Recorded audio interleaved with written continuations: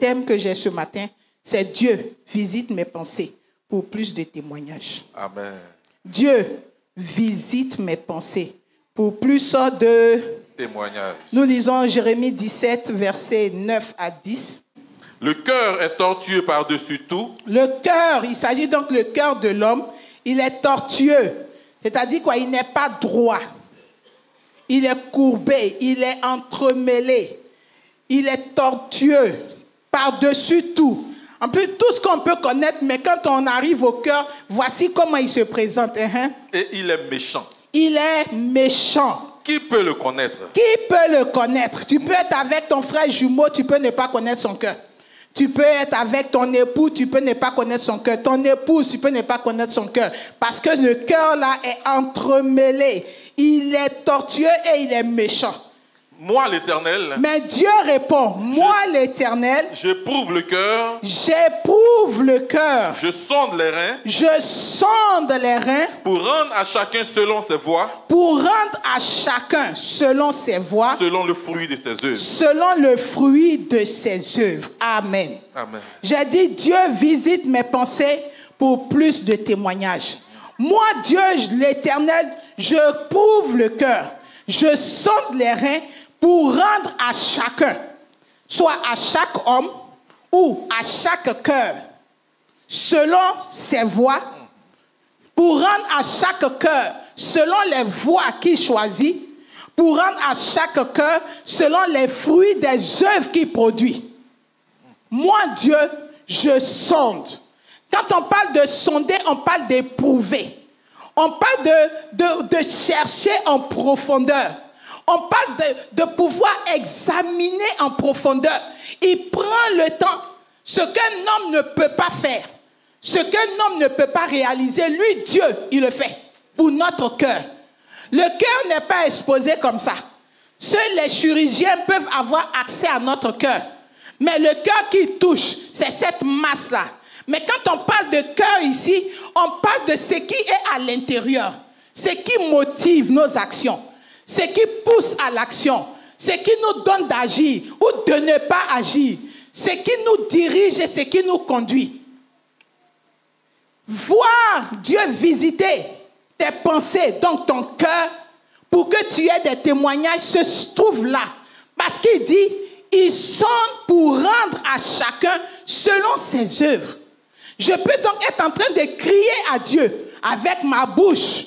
Mais mon cœur peut avoir une attitude qui peut faire que ma bouche et mes paroles ne seront jamais entendues. Parce que Dieu qui sonde, donc il regarde dans le cœur pour rendre à chaque cœur, selon ses œuvres, se rend compte que ce que ta bouche demande n'est pas quelque chose que ton cœur peut bien utiliser. Seigneur, que les portes soient ouvertes. Alors donnons à Dieu d'entrer dedans ce matin. Amen. Qu'il visite le dedans de nous. Amen. Que Dieu aille au plus profond. Qu'il visite à l'intérieur. Amen. Parce que notre cœur cache beaucoup de choses. On peut t'apprécier, nous on peut t'aimer, on peut te valoriser. Mais Dieu ne va pas se limiter à l'aspect extérieur. Dieu va dedans. Et ce matin, il dit c'est dedans, il veut partir avec moi. Avec toi, il veut aller dedans. Il ne veut pas rester juste à ce que tu présentes ou à ce que nous présentons. Il veut aller dedans. Ce que notre cœur a peut ouvrir ou fermer les portes. Ce que notre cœur a au-dedans de lui peut donner à Dieu de nous ouvrir des chemins comme de les fermer. Notre cœur est donc responsable de notre exaucement ou du fait que Dieu ne nous exauce pas.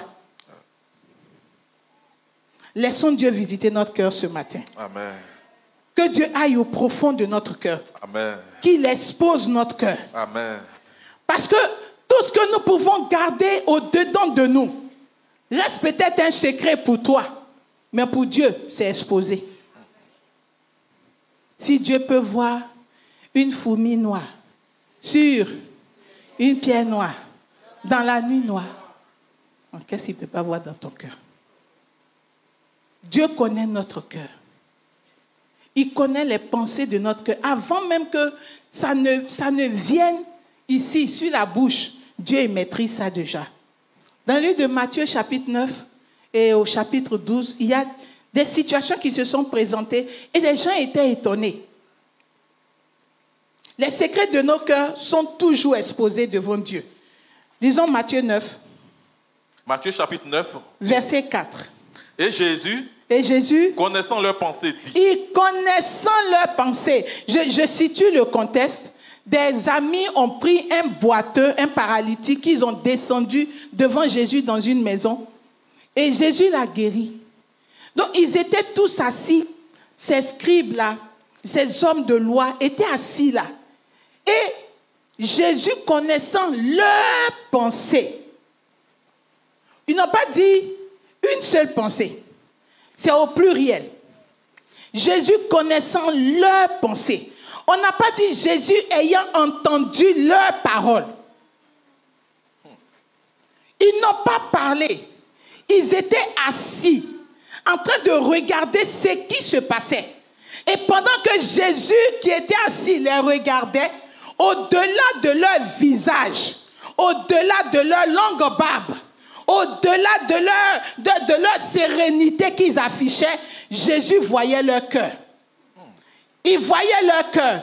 Et puis, il va leur parler directement, pas sur la base de ce qu'eux, ils présentent, mais sur la base de ce qu'ils ont au-dedans d'eux.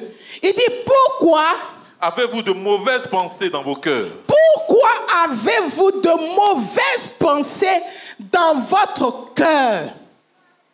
Ils devaient se regarder comme ça. Pour dire, mais ils parlent de quoi? Parce qu'ils n'ont rien exprimé. Pour ceux qui étaient leurs voisins, ils pourraient dire, mais pourquoi tu penses que c'est de toi qu'ils parlent? Parce qu'apparemment, rien ne les indexait. Mais ils savaient que Jésus venait de toucher à quelque chose qu'ils étaient en train de cacher. Au chapitre 12, il fait la même chose. Au verset 25 du chapitre 12. Comme Jésus connaissait leurs pensées, il leur dit. Comme Jésus connaissait leurs pensées, il leur dit. Tout royaume divisé contre lui-même est dévasté. Jésus venait donc de faire quelque chose d'extraordinaire et eux, ils sont en train de parler. Ils sont en train de se dire, mais et pourquoi? Et Jésus maintenant répond publiquement pour dire que ce que vous avez au-dedans de vous, moi je le sais. Ce que vous cachez, moi je le sais. Je prends juste ces deux exemples-là pour te dire à toi et à moi qu'on peut cacher des choses à un homme, cacher des choses à un frère, cacher des choses à un mari, mais à Dieu, rien n'est caché. Amen. De la même façon qu'on veut que Dieu aille chercher les grands trésors qui sont dans notre cœur et qu'il les révèle au monde pour que le monde nous accepte, Dieu aussi aimerait accepter demain dans son royaume des gens dont il est fier. Yes. Il aimerait demain avoir des grands types, mais qui sont aussi bien. Dieu veut de bonnes personnes. Que ton intérieur soit en harmonie avec ton extérieur. Amen.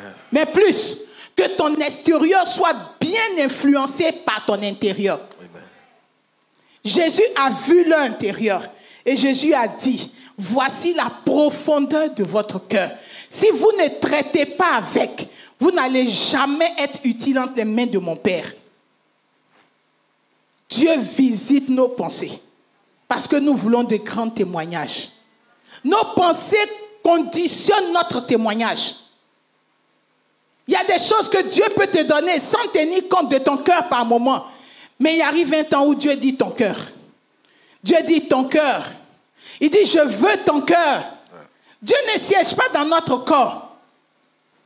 Dieu contrôle notre corps à partir de notre esprit. Amen. Et notre esprit doit être soumis. Notre cœur doit être soumis à notre esprit. Mais si le cœur a plus d'importance que notre esprit, alors nous sommes des hommes charnels. Dieu doit nous révéler. Et il veut être sûr que s'il t'a présenté dans un lieu élevé, ton cœur ne viendra pas à mettre la honte sur lui. Ton cœur ne viendra pas décourager les gens. Parce que ton cœur est celui-là qui te pousse à agir. Notre cœur contrôle nos actions. Tu n'agis pas par toi-même. Avant d'agir, tu as pris le temps de travailler ça à l'intérieur. Notre cœur est un laboratoire. C'est un lieu où les choses se mijotent, se préparent. On a peut-être étouffé certaines choses dans notre cœur. Mais si on ne traite pas ça, ça va nous trahir un matin. Ça trahit toujours. Surtout quand tu as mis tes pieds dans la maison du Seigneur. Le cœur, il va te laisser un matin. En Matthieu chapitre 12, à partir du verset 33, la Bible dit une chose aussi importante. Verset 33, verset 35. Où dites que l'arbre est bon? On dit, c'est donc des paraboles qu'il est en train de leur donner ce jour-là. Et que son fruit est bon? On dit l'arbre est bon et puis son fruit est bon aussi. Vous dites que l'arbre est mauvais et que son fruit est mauvais. Ou bien l'arbre est mauvais, son fruit est mauvais, n'est-ce pas? Car on connaît l'arbre par le fruit. On connaît l'arbre par son fruit. Race de vipères. Comment pourriez-vous dire de bonnes choses, méchants comme vous l'êtes? Donc, il ne conçoit pas. Il dit c'est impossible, vous, de dire de bonnes choses parce que votre fond est méchant. Vous n'allez jamais apprécier ce que Dieu est en train de faire parce que dans votre fond, vous êtes méchant. Vous n'allez jamais apprécier quelqu'un parce que dans votre cœur, vous êtes envieux. Vous n'allez jamais apprécier l'autre parce que dans votre cœur, vous êtes orgueilleux. Donc vous ne pouvez pas vous sentir bien à dire de bonnes choses parce que le fond est mauvais. Il dit on ne pourra jamais voir de bons fruits sur un mauvais arbre. On ne peut pas. Ça ne marche pas. On peut faire semblant, mais ça sort toujours. Et c'est la période de garder les portes ouvertes. Dieu veut que notre être intérieur soit en harmonie. Dis harmonie. Harmonie. Dis bien harmonie. Harmonie. Est-ce que tu sais ce que c'est harmonie? Il y a une symbiose, ça se fond. C'est pas comme l'huile et l'eau. Ça se mélange. Donc qu'est-ce qui se mélange? L'huile et le vinaigre, ça se mélange. Ça doit se mélanger. Si ça ne se mélange pas ce matin, tu dois laisser ce qui ne colle pas avec. Il dit race de vipères. On ne peut pas. Comment pourriez-vous dire de bonnes choses, méchants que vous l'êtes? Car c'est de l'abondance du cœur. Car c'est quoi? De l'abondance du cœur. Gardez les versets, s'il vous plaît. Il y a certains qui viennent sans Bible. Voilà, gardez pour qu'ils aient les regards sur l'écran et non sur ma personne. Car c'est de l'abondance du cœur que la bouche parle. Ce qui sort ici provient du plein de l'intérieur. Yes. Peut-être qu'il y a des choses qui ne sont pas encore arrivées à leur plein. C'est pourquoi ce n'est pas encore sorti. Quand ça arrive à leur plein, ça va sortir. Tu ne pourras pas faire semblant. Tu ne pourras plus cacher. Tu ne pourras plus dissimuler. Dieu dit c'est fini, ça sort. Ça sort. C'est de l'abondance. C'est de l'intérieur que l'extérieur se fait voir. C'est de l'intérieur. Qui sommes-nous réellement? Est-ce que nous sommes celui ou celle que nous prétendons être?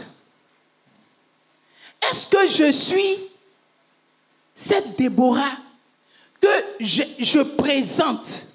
Est-ce que je suis cette Salimata que je présente? Est-ce que je suis cette maman, ce papa que je présente? Ce qui est au-dedans de moi, est-ce que c'est ce qui est révélé? Les actes que je pose, ce que je fais, si on prend le temps de bien regarder, on saura qu'il y a un fond qui guide ça. Si c'est un bon fond, gloire à Dieu. Si c'est un mauvais fond, traitons-le. Si c'est un mauvais fond, traitons-le.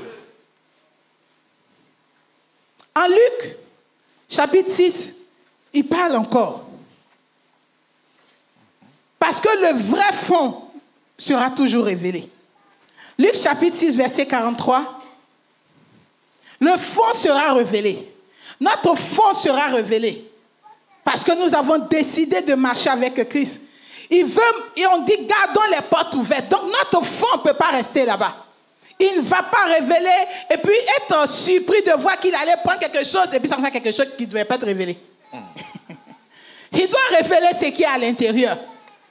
Et il va aller soulever et ça ressemble à quelque chose qu'on ne devait pas révéler. Je me souviens, pendant que je suis en train de parler de cette histoire qu'on nous a racontée, de cette grande vendeuse-là qui était au plateau et qui vendait la nourriture à midi, vraiment, son coin est bourré, bondé de monde.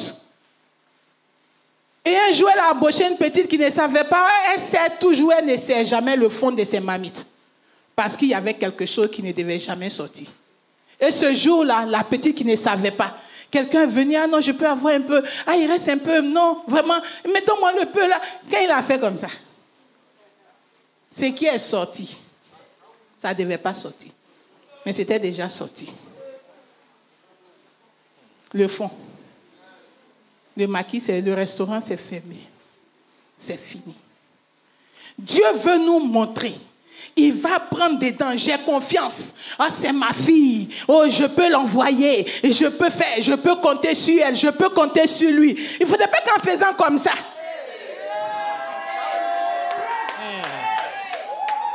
Que quelque chose qui ne doit pas sortir ne sorte. C'est pourquoi laissons Dieu traiter. Alléluia. Il est plein d'amour. Il traite. Parce qu'il veut nous révéler. Il veut nous mettre haut. Quand il nous présente, il veut être assis et puis il est serein. Son cœur ne bat pas. Il veut dire, allez-y avec lui, testez-la. Allez-y encore, testez-la. Non, si c'est orgueil, tu ne vas pas la trouver dedans. Si c'est s'énerver, tu ne vas pas la trouver dedans. Si c'est pour injurier, tu ne la trouveras pas. Allez-y, secouez-la. Il est serein, notre Père. Parce qu'il aura fouillé notre fond. Qui veut aller loin avec Dieu? Laisse qu'il traite ton fond ce matin. Amen. Il y a un grand niveau auquel il veut t'installer. Il ne veut pas être confus. Il ne veut pas être confus. Le verset 43 dit... Ce n'est pas un bon arbre qui porte du mauvais fruit, ni un mauvais arbre qui porte du bon fruit. Car chaque arbre se connaît à son fruit. On ne cueille pas des figues sur des épines et l'on ne vendange pas des raisins sur des ronces. L'homme bon tire de bonnes choses du bon trésor de son cœur. L'homme bon tire de bonnes choses. D'où? De son mauvais trésor? Du bon trésor. Du bon trésor. De quoi? De son cœur. De son cœur. Et le méchant tire de mauvaises choses de son mauvais trésor. Et le méchant tire les mauvaises choses du mauvais trésor de son cœur. Donc, dans notre cœur, il y a deux trésors. Le bon trésor qui est rempli aussi et le mauvais trésor qui est rempli. Quand on rencontre Dieu, Dieu doit te donner de vider le mauvais trésor et de le remplir encore par un bon trésor. Que dans les deux trésors qui puissent résider en toi, qu'il n'y ait que du bon, du bon, du bon, du bon, du bon. Yes. Parce que quand tu as le Seigneur Jésus, tu n'es plus ce méchant monsieur, tu n'es plus cette méchante femme. Tu es ce bon monsieur, cette bonne femme. Alors tu ne peux tirer que du bon trésor qui est en toi. Yes. Le bon trésor, s'il déborde, tes actions ne seront que bonnes. S'il y a encore des actions qui ne sont pas bonnes, le mauvais trésor a encore son sac en toi. Que chaque jour on dise au Seigneur, vide ce mauvais trésor. Vide-le. Visite-moi et vide ce mauvais trésor. Parce qu'il va me jouer des tours. Vide ce mauvais trésor, Seigneur. Et remplis-le des bons trésors. Remplis-le des bonnes choses. Ce que je fais aujourd'hui est contrôlé par ce que je pense au-dedans de moi. Quand on va dans le livre de Jacques au chapitre 1, Jacques chapitre 1, à partir du verset 13. Que personne, lorsqu'il est tenté, ne dise, c'est Dieu qui me tente. C'est Dieu qui me tente. On est d'accord là-dessus. Il dit vraiment, soyons d'accord. Quand tu es tenté, ce n'est même pas la peine de mettre ça sur Dieu. Car Dieu ne peut être tenté par le mal. Dieu n'est pas tenté par le mal. Donc quand on parle de la tentation, ce n'est donc pas bien. Toutes les fois qu'on parle de tentation, ce n'est pas une bonne chose. Je suis tenté de voler, je suis tenté de tricher, tenté de tricher, c'est période d'examen, tenté de tricher. Tenté de tricher. Tenté de tricher. Tu cherches quoi à tricher? Le temps que tu vas prendre pour réfléchir, comment tu vas tricher, et tu dis? Mais tu vas t'asseoir, tu vas réfléchir. Bon, comment je vais faire? Et puis l'examinateur ne va pas me voir. Comment? Tes amis, pendant que tu es en train de chercher ces plans-là, eux, ils sont en train de bosser. Leur formule, boss. Amen. Donc, si quelqu'un est tenté pour dire non, je vais aller chercher une femme, c'est pas Dieu. Dieu n'est pas dans ça. Dieu n'est pas dedans.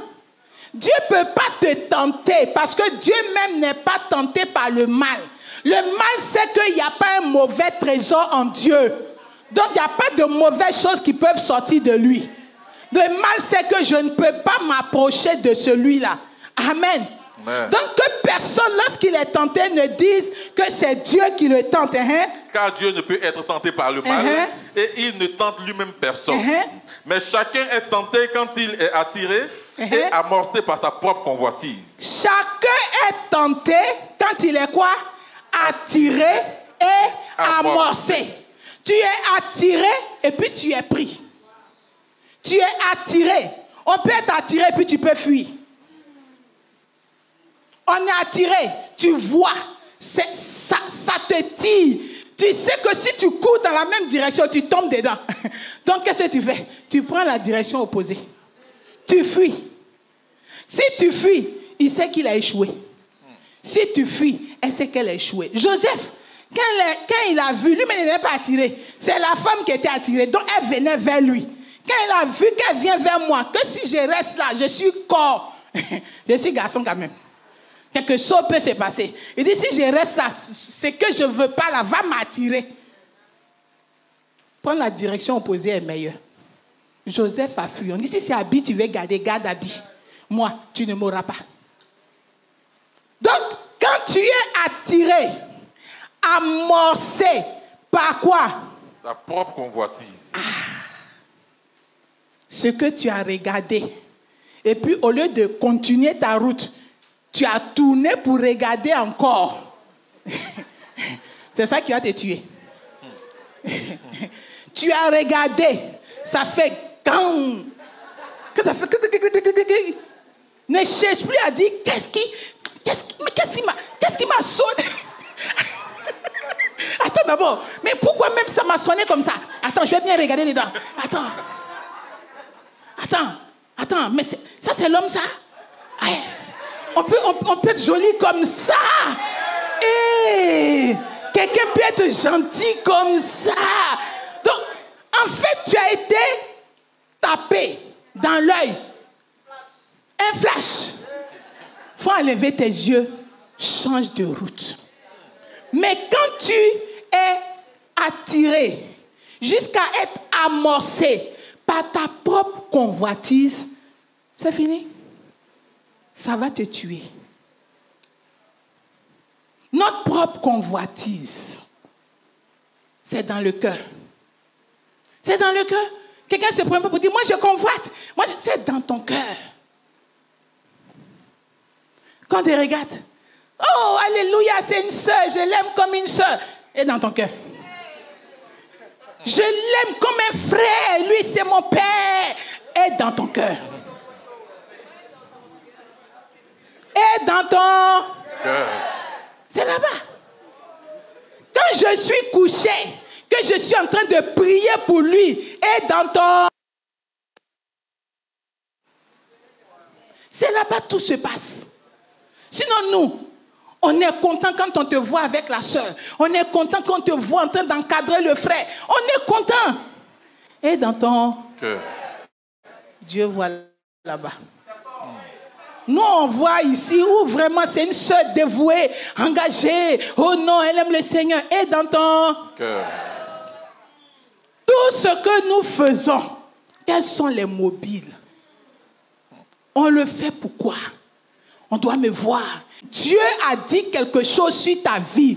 Je suis obligé de travailler, de prier, de jeûner pour que tu deviennes la meilleure version de ta vie. Amen. C'est ça ma responsabilité. Yes. Si je ne te vois pas en train d'avancer pour devenir celle ou celui que tu dois devenir, je pleure devant Dieu. Parce que j'ai échoué. Ou je suis en train d'échouer. Dieu va me dire, et celui-là, je te l'ai confié, tu as fait quoi dans sa vie? Il ne va pas me demander est-ce que tu l'as nommé ou tu ne l'as pas nommé. Il ne regarde pas ça. Qui es-tu devenu? Est-ce que tu es en train de faire ce pourquoi il t'a mis à la porte des cieux? Est-ce que tu es en train de déployer le potentiel qu'il a mis en toi? C'est ce que Dieu cherche. Tous les programmes qu'on se tape à faire, c'est pour que tu deviennes la meilleure version de ta vie. Amen. Yes. Que Christ puisse nous dire, bon, fidèle, serviteur, entrez. C'est tout ce qu'on cherche.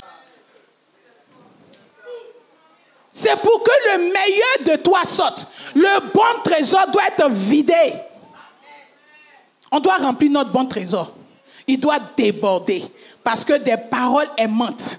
Quand on entend parler, qu'on ait envie de t'écouter encore. Mais qu'on ne dise pas, on les pourrait parler comme ça. Mais quand tu le vois, même il est bien. Mais paroles qui sont sorties de sa bouche. Donc les gens, ils sont deux dans l'église. Ou bien ils sont trois. Ils ont des versions diverses. Et une seule et meilleure version de toi. Une seule. Parce qu'on va dire une seule. Quand on te trouve à la maison, avec ton mari, avec tes enfants, avec tes amis, qu'on ait la même version de toi. On te voit ici, coupé, décalé. On dit, bon, à l'église, on loue. On dit, c'est le même frère là, qui a coupé là-bas, qui a décalé ici. C'est lui qui louait, dansait. On dit deux versions. Maintenant, si on te trouve dans ton travail, alors mon gars, quel est le way? Troisième version. Maintenant qu'on est sorti du travail et qu'on est avec les amis, qu'on dit, bon, les amis, on se retrouve où? On se retrouve où? Quelque part, comme hier. On peut soulever. Version numéro. Bon, toi, tu as toutes ces versions-là. On va où est toi? Non, on va où est toi? Quelqu'un peut faire une version. On fait comme ça, une seule. Une seule. Encore. Une seule. Encore. Une seule. Une seule version. L'image de Christ. L'image révélée du Dieu vivant. Non, quand on te voit, on a envie. On peut dire, ça, ce sont les chrétiens d'avant. Je préfère ça encore. Parce que ceux de maintenant, là, ils sont comme photos numériques. Vous connaissez la photo numérique d'aujourd'hui, là? Tu as pris ça à la mairie à 16h. Le lendemain, à 16h, l'image a changé. C'est pas vrai? Les photos qu'on nous prend maintenant à la mairie, qu'on lave rapidement et puis on vous apporte, pendant que la cérémonie n'est même pas encore finie. Tu as pris la photo, toi-même tu ne te reconnais pas d'abord. Parce que de toute façon, ils t'ont travaillé même sur la photo. Toi, tu dis, est-ce que c'est moi-même? Et puis tu regardes, est-ce que c'était la robe que j'avais portée? Non. Oui, c'est ça, oui. Mais la robe, il y avait une corde ici, la corde a disparu. On enlève tout. On coupe. Ils coupent tout ce qu'ils ne veulent pas voir. Tout. Tous les boutons, on enlève. Photoshop. Le jour, je suis parti, il dit, mais j'ai mon point ici. Il dit, non, la maman, on a tout enlevé. J'ai dit, mais ce n'est plus moi. Il dit, non, c'est comme ça on fait, il faut bien nettoyer. On enlève tout. Ces photos qu'on a fait comme ça, dans 4 jours, dans 1 mois, la photo pâlit. Elle se dégrade. Mais imaginez les photos d'avant de Cosmos. Il dit, place-toi. Je te ramène ça dans 1 semaine. Cosmos va s'enfermer dans sa chambre noire. Il va plonger le négatif. Il va travailler. Il y a des photos qu'on a eu à prendre quand on était encore au lycée. Ça y est encore dans l'album, c'est propre. Des choses rapides. Les 1000 versions on a là. Ça gâte tout. Je veux qu'on soit l'image glorieuse de notre Dieu. Une seule version. Dis encore, une seule version. Alors, je dois comprendre que Dieu doit visiter mes pensées parce que mes pensées contrôlent mes actions. Et il ne faudrait pas que mes actions et mes paroles trahissent mon Dieu. Alléluia. Amen. La deuxième raison pour laquelle Dieu doit visiter mes pensées, c'est parce que mes pensées tuent mes miracles. Mes pensées tuent mes miracles. Quand on lit au verset 15 de notre passage de Jacques chapitre 1, il est dit quoi? Puis la convoitise, lorsqu'elle a conçu, enfante le péché. Et le péché, étant consommé, produit la mort. Produit quoi? La mort. Produit quoi? La mort. La mort, c'est la fin. Quand le péché est consommé, c'est fini. Ça a commencé par une petite convoitise, quelque chose que tu as gardé dans ton cœur, tu as commencé à chérir, tu as commencé à garder. Tu n'as pas su où ça t'amenait, mais c'était en train de te conduire à la mort, à la destruction. Ça conduisait à t'arrêter, à arrêter ton bon parcours. C'est ce que le péché fait. Quand le diable arrive dans le jardin, dans le désert, et puis il rencontre Jésus, il décide de le tenter. Bien qu'il sache qu'il n'y a pas une partie du mal en lui, lui il décide de tenter Jésus. Jésus lui résiste. Mais quel était l'objectif du démon, du diable? C'était détourner Jésus de sa mission, de son objectif. Si Jésus avait cédé à cette séduction, à cette tentation, on ne serait pas sauvé aujourd'hui. Imagine les miracles qui n'ont pas enfanté parce que tu as cédé à une séduction. Imagine ce qui a été détruit dans ta vie, dans ton entourage, dans ta progression à cause d'une séduction. Jésus s'est opposé. Il a résisté. Il s'est opposé. En Jean chapitre 14, il est dit, Jean chapitre 14, Jésus parle et il dit, au verset 30. Je ne parlerai plus guère avec vous, car le prince du monde vient. Le prince du monde vient. Il n'a rien en moi. Ah! J'aime bien cette dernière partie-là. Il a tout en moi. Non. Il a beaucoup de choses en moi. Non. Il a un peu en moi. Non. Il n'a rien. Rien. Il n'a rien. Rien. Quand le diable se mêle et puis il regarde ma vie, il doit se dire, je n'ai rien à faire, c'est là. Il n'y a pas quelque chose dans sa vie que je vais utiliser pour freiner sa vie, pour ruiner. Il n'y a pas. Je cherche encore.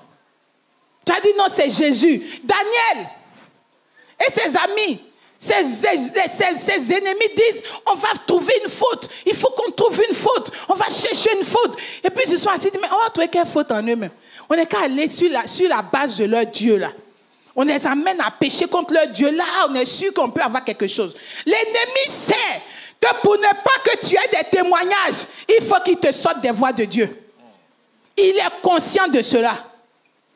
Il va fermer tes oreilles aux messages qui te donnent de rester dans les voies de Dieu. Il va te détourner des programmes qui vont te maintenir dans les voies de Dieu. Il va te séparer des personnes qui vont te maintenir dans les voies de Dieu. Il va te connecter à ceux qui vont t'éloigner de Dieu. Tout simplement parce que Dieu a dit que toi, tu dois rendre témoignage. Tu dois. C'est la volonté de Dieu. Tu dois. Dis, je dois rendre témoignage. Je dois rendre témoignage. Alors que le diable n'est rien à moi. Rien. Donne-lui ce qu'il t'a donné. Redonne-lui. Parce que ça ne va rien t'apporter. Yeah. Rien. Si ce n'est te mettre en retard, si ce n'est te mettre des embûches, si ce n'est te déconnecter, si ce n'est t'éloigner, c'est juste ce que ça peut faire. Qui est rentré dans tes sillages? Qui est en train de te détourner des voies de Dieu? Qui est en train de corrompre ton cœur? Qui est en train de te rendre méchant? Qui est en train de te rendre mauvais? Qui est en train de le faire? C'est pas toi. Il dit, si ton œil est une occasion de chute pour toi, garde-le. Cherche un troisième œil, colle sur toi. Si c'est ton bras, garde-le. Cherche un troisième bras. Il dit, fais quoi? Coupe-le. C'est choquant, mais il sait que c'est vital. Si ce seul bras-là reste, il va pourrir tout le reste de ton corps. C'est comme une cellule cancérogène. Si un seul reste en toi, ton corps, aussi grand, robuste qu'il est, va tomber sous le coup de cette petite cellule cancérogène. Mais si tu l'estipes, ou tu estipes le membre ou la cellule qu'il a, cette cellule-là, pour un temps, va être en train de donner l'impression de vivre. Elle va mourir. Et tout le corps va être sauvé. Est-ce que tu veux que tout ton corps meure à cause d'un petit truc que tu ne veux pas régler? Ou est-ce que tu veux que ton corps vive sans ce petit truc que Dieu même peut pouvoir, auquel Dieu peut pouvoir? C'est pourquoi je termine ce matin avec ce passage de Proverbes 4, verset 23 et Philippiens 4, verset 8. On va les mettre au tableau l'un après l'autre. Proverbes 4, verset 23. Qui nous dit, garde ton cœur. Plus que toute autre chose. Plus que toute autre chose. Car de lui viennent les sources de la vie. C'est de lui que viennent les sources de la vie. Ce qui est monté dans ton cœur et qui n'était pas en train de faire du bien au reste de ta vie, détache-toi de cela. Libère ton cœur de cela. Ton trésor doit être un bon trésor.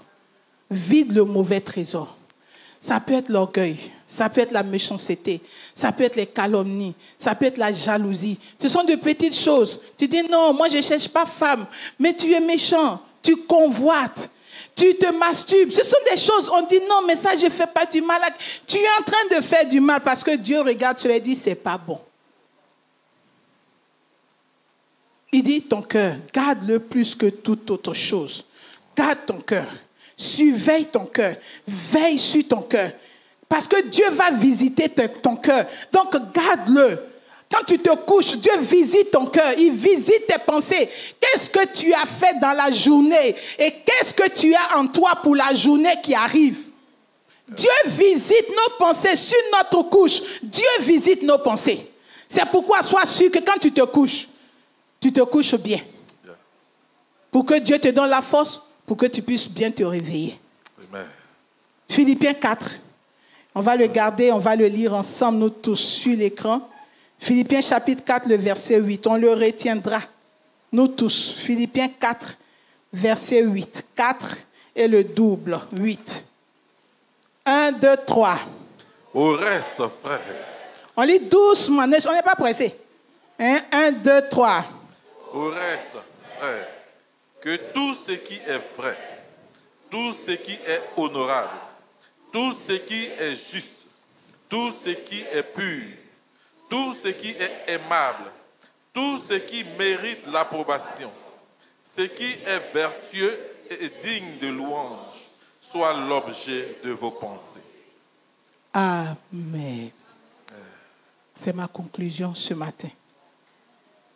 Ce qui est vrai, honorable, juste, pur, qui mérite, qui est aimable, qui mérite l'approbation, qui est vertueux et digne de louange, soit l'objet de tes pensées. Fidèle de la porte des cieux. Chrétien, que ce soit ton cœur. Quand on expose ton cœur ainsi, qu'on puisse dire, waouh, il est aussi joli que son cœur. Elle est aussi belle que son cœur. Qu'on puisse apprécier ton cœur. Aujourd'hui, je ne veux pas regarder seulement ton visage pour dire, waouh, tu es belle. Mais quand je te dis tu es belle, quand je suis en train de te dire tu es beau, quand je suis en train de te dire tu es mignonne, est-ce que ça reflète ce que tu es vraiment? Au reste, que tout ce qui est vrai, pas de mensonge, tout ce qui est honorable, ce qui élève, ce qui t'élève, tout ce qui est juste, pas d'injustice, donc l'équité, tout ce qui est pur, ce qui est donc loin de l'impureté, tout ce qui est aimable, ce qu'on peut aimer en toi, et on peut aimer d'un homme, tout ce qui mérite l'approbation, ce que tout le monde peut soutenir, ce qui est vertueux, quiconque qui est donc marqué de vertu et digne de louange, ce qu'on peut célébrer, soit l'objet de tes pensées. Si tes pensées sont ainsi, ton corps ne pourra que refléter cela. Sur ce, je t'invite à te tenir debout et à dire au Seigneur, ô Dieu, crée en moi un cœur. Déclare-le ce matin.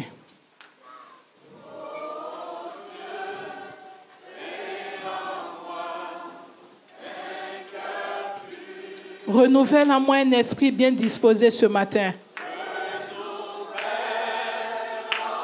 En moi un esprit bien disposé. Oh Dieu, Oh Dieu, crée en moi un cœur pur. on reprend. Oh Dieu, crée en moi un cœur pur. Oh Dieu, crée en moi un cœur pur. Oh Dieu, crée en moi un cœur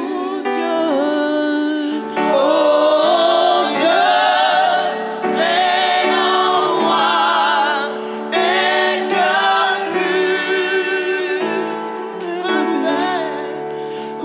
en moi un esprit bien disposé.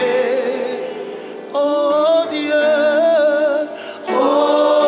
Dieu, crée en moi un cœur pur. Une dernière fois, oh Dieu, crée en moi un cœur pur. Oh Dieu, crée en moi un cœur pur. Oh Dieu,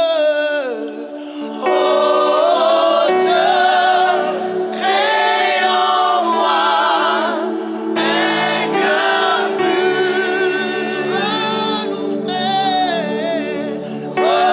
Renouvelle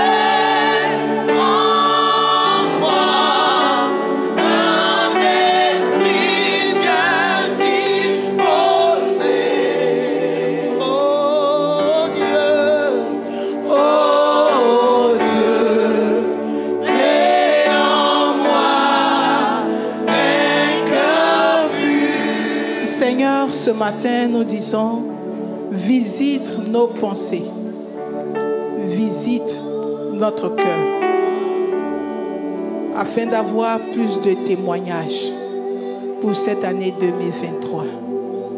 C'est pourquoi, Seigneur, ce matin, nous prions que tu fasses en sorte que tout ce qui est pur, tout ce qui est vrai, tout ce qui est honorable, tout ce qui est juste, tout ce qui est aimable, tout ce qui mérite l'approbation, tout ce qui est vertueux et digne de louange, soit désormais l'objet de nos pensées.